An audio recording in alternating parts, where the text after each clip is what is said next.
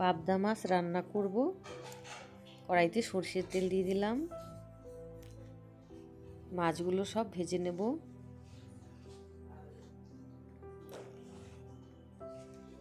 পেঁয়াজ ধনেপাতা দিয়ে পাবদা মাছ রান্না করব।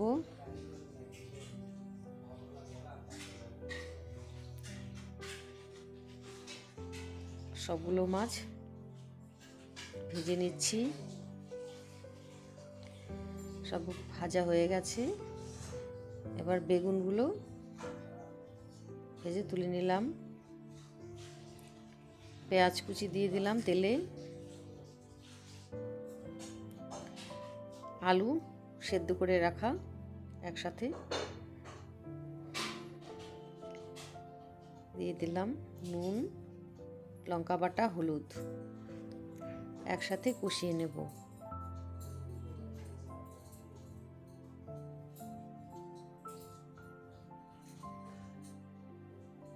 ভালো করে একটু কষিয়ে নেব। বেগুন দিয়ে দিলাম। একসাথে আবার আরেকটু কষিয়ে নিচ্ছি।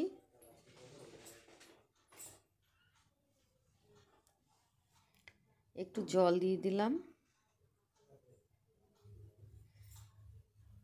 সব একসাথে একটু কষিয়ে নিচ্ছি।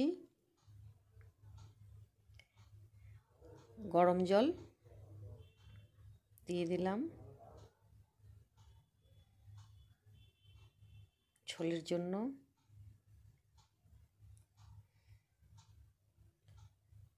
সেদ্ধ হয়ে গেছে।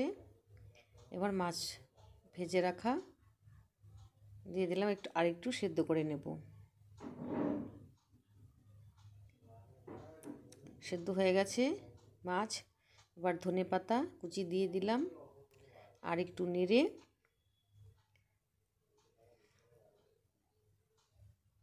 আর একটু সেদ্ধ করে নামিয়ে নেব।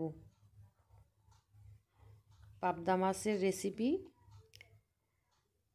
পেঁয়াজ ধনেপাতা দিয়ে রেডি।